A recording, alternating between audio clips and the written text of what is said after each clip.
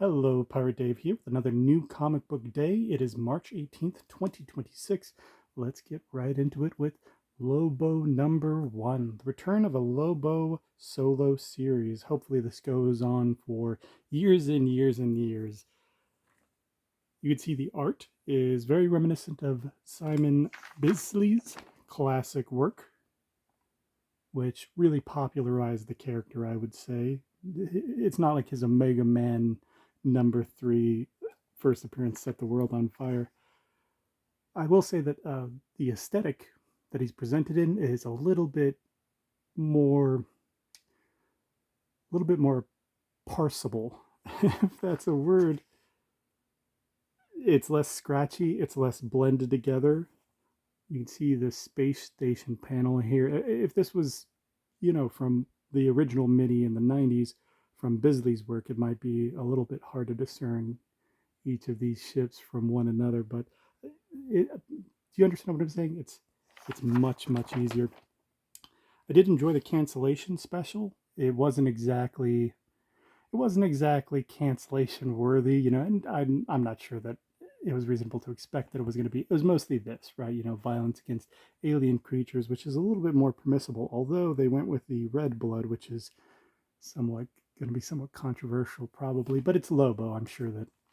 Well, I'm not sure. Hopefully, nobody's going to be calling for the cancellation of this one over alien violence. Let's see if he makes it to Earth at any point. Then we might see things change. Keeping it rolling on DC, it's Deathstroke, Terminator #1, the return of a solo series for Deathstroke as well.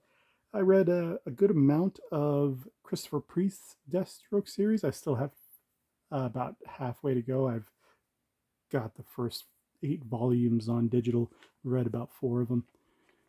I don't have much expectations for this one or Lobo, to be honest. I think that DC's really putting their best foot forward. Not to have the ever-present rivalry between them and Marvel overshadow, their own work independent unto itself. But I mean, DC's really just bringing their A game, really recruiting the talent and creators they need to rival that massive market share that Marvel's been enjoying for the last several years. And this looks like it's going to be absolutely methodical. Exactly what I liked about the Deathstroke that I have read. Although I'm sure that some people might consider anything Christopher Priest writes about anything to be more of his own, more of his own creation than super faithful to the IP. And again, rolling with DC, we have Batwoman #1. The aesthetic on this cover. This is Danny is the name of the artist. I just love, you would call it minimalism in terms of the coloring at least, right? Just the way that things blend to them, the negative space sort of blending together.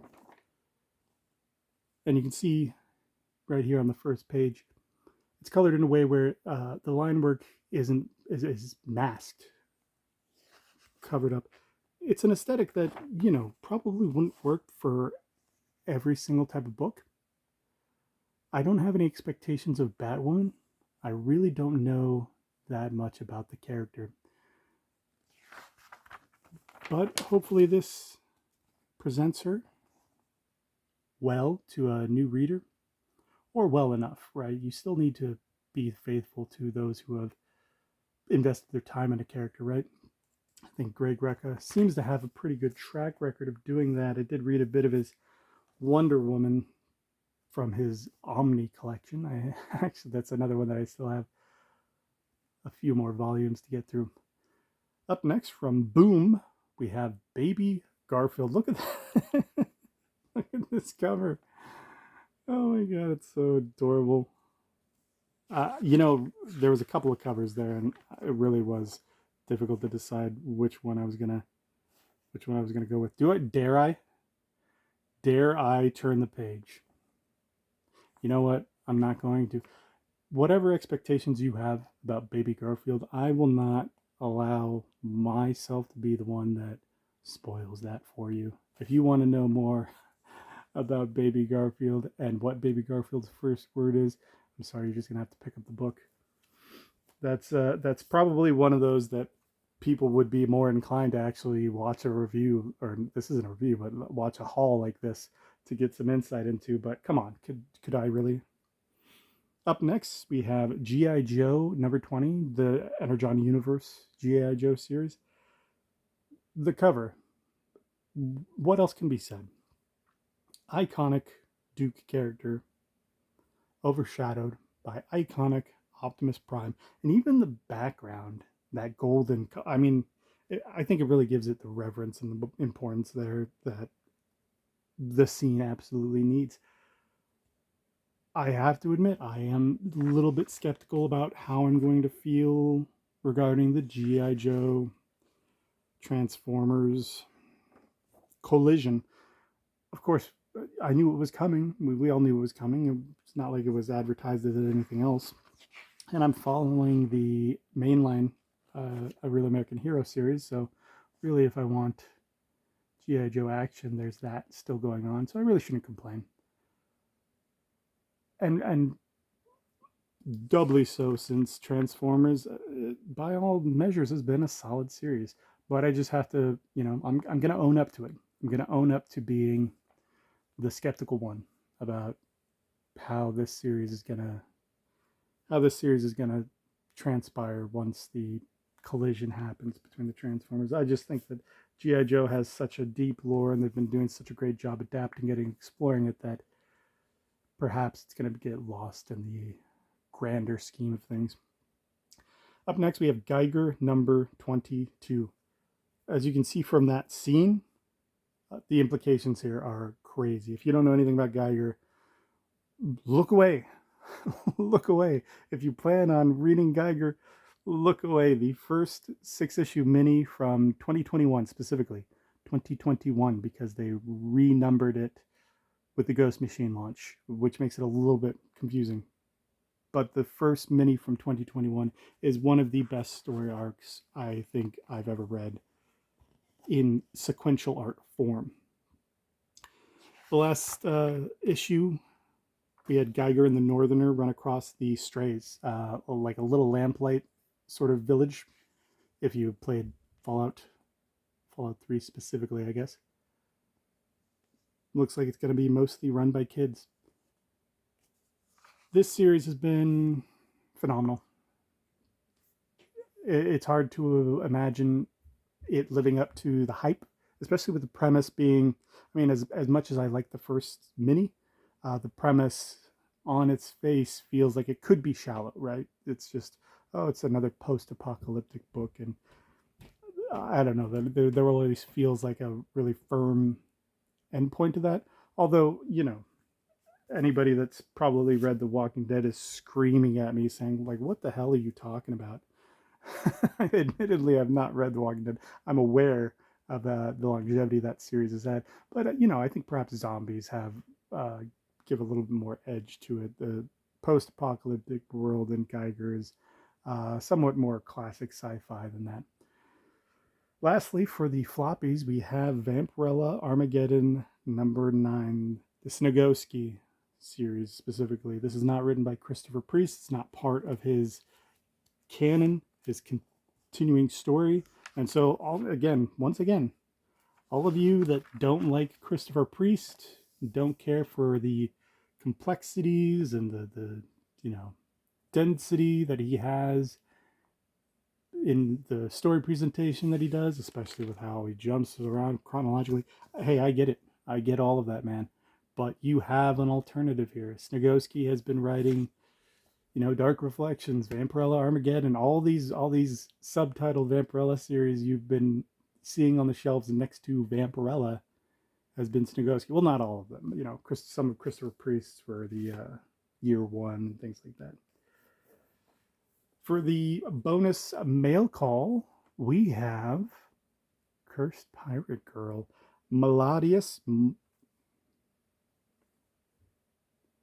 Maybe you pronounce it Melodious. That's not how you spell it, right? Right? Am I wrong? I'm pretty sure there's the Melodious Mutiny. This is the second volume. It continues right off of the first volume of Cursed Pirate Girl.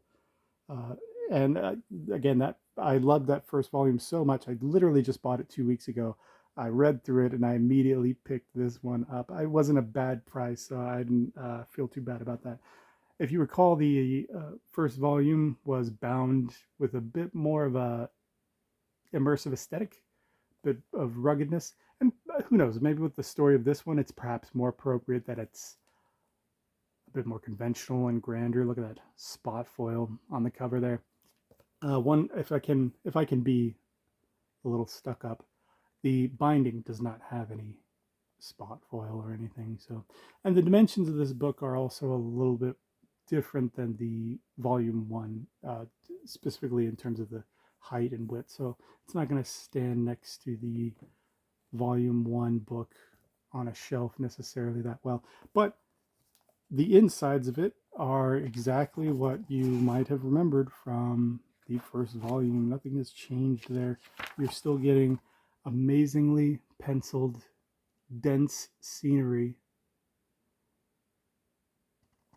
with an immersive aesthetic.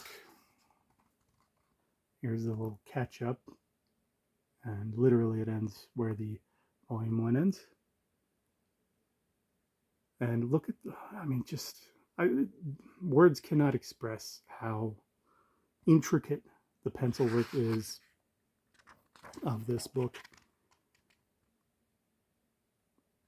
And the panel layout, the panel design, it's not often that you get an artist that plays so lovingly around with that sort of stuff. And it just little things like that have always made reading through sequential art stories, just a bit more immersive to me. They're not necessary, but when they're done and they're done well, especially in a book like this, oh man, it's like reading the never-ending story. It's it's not just words, obviously, but it feels like you're falling into the book itself. Maybe that's a little corny, I don't know, but that's how I feel. Anyway, that's my haul for this week. Hopefully you had a great week yourself, a great haul. We are 1 week away from WonderCon and Disneyland. I think I'll put a post about WonderCon tomorrow on League of Comic Geeks, see if anybody else is going there. And hey, maybe we can chat, hang out, maybe, whatever, just say what's up. I was Pirate Dave, and I will see you next week. Bye.